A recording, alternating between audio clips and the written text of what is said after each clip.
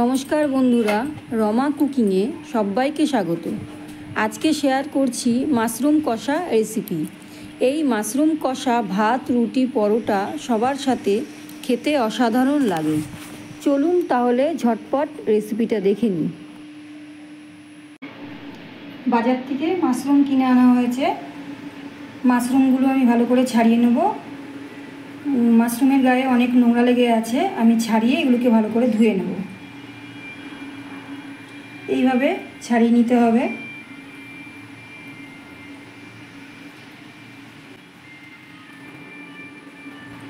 পাতলা একটা খোসা আছে, এইভাবে ছাড়িয়ে নিতে হবে।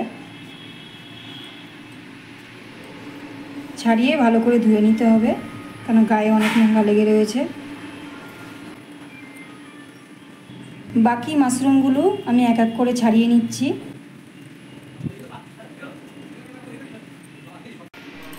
এবার আমি মাশরুমগুলোকে কেটে নিচ্ছি এভাবে।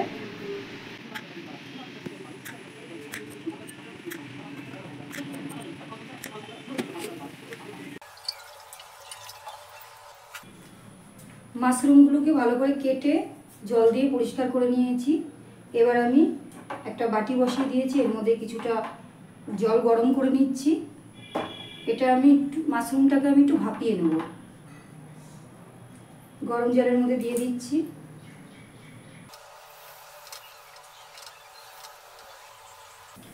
আমি এবার গ্যাসটা বন্ধ করে দিচ্ছি।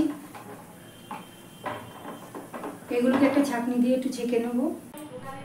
গ্যাস অন করে আমি একটা কড়াই বসিয়ে নিয়েছি। কড়াইয়ের মধ্যে দিয়ে দিচ্ছি কিছুটা সর্ষের তেল।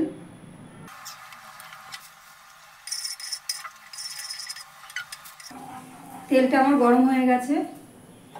এবার আমি এই তেলের মধ্যে একটা তেজপাতা একটু ছিঁড়ে দিচ্ছি,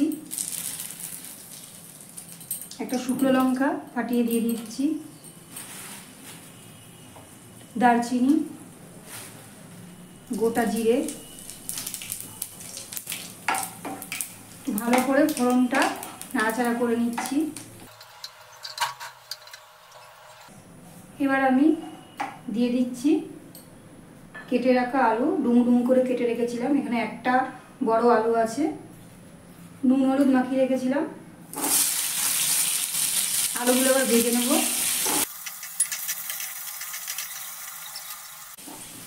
আলুগুলো আমার ভাজা হয়ে গেছে।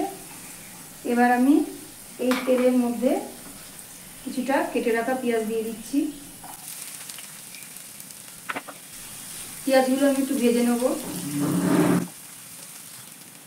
পেঁয়াজটা আমার ভাজা হয়ে গেছে। এবার আমি এর মধ্যে টমেটো দিয়ে দিচ্ছি। টমেটোটা আমার ভাজা হয়ে গেছে। এবার আমি এর মধ্যে এক এক করে মশলাগুলো দিয়ে দেবো। এখানে আদা রসুন বেটে রেখেছি আর কাঁচা লঙ্কা বাটা আছে, সেটা দিয়ে দিচ্ছি। ধনে গুঁড়ো দিচ্ছি, জিরে গুঁড়ো দিয়ে দিচ্ছি, হলুদ দিচ্ছি, আর দেবো স্বাদ মতো নুন। এবার আমি এর মধ্যে অল্প করে একটু জল দেবো।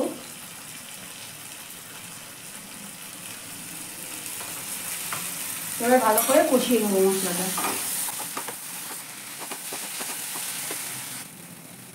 মশলাটা আমার কষানো হয়ে গেছে। এবার আমি এর মধ্যে দিয়ে দিচ্ছি মাশরুমগুলো দিয়ে দিচ্ছি।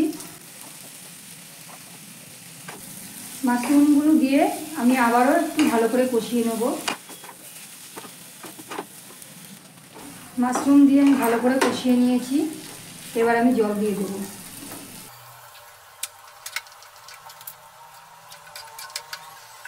এবার আমি গ্যাসটা জোরে দিয়ে দিচ্ছি আর ঢাকনাটা দিয়ে দিচ্ছি। ফুটে গেলে গ্যাসটা আস্তে করে দেবো। ফুটে গেছে, এবার আমি আস্তে দিয়ে দেবো, একদম লো করে দেবো গ্যাসটা, দিয়ে আবারও ঢেকে দেবো। ঢাকনাটা আমি তুলে নিচ্ছি। এবার দেখে নেবো আলুগুলো আমার সিদ্ধ হয়েছে কিনা। আলুগুলো একদম সিদ্ধ হয়ে গেছে। এবার আমি এর মধ্যে কিছুটা গরম মশলা দিয়ে দিচ্ছি আর দিয়ে দিচ্ছি অল্প করে ধনেপাতা। ভালো করে মিশিয়ে নিচ্ছি। রান্নাটা আমার একদম হয়ে গেছে। এবার আমি একটা পাত্রে নামিয়ে নেব।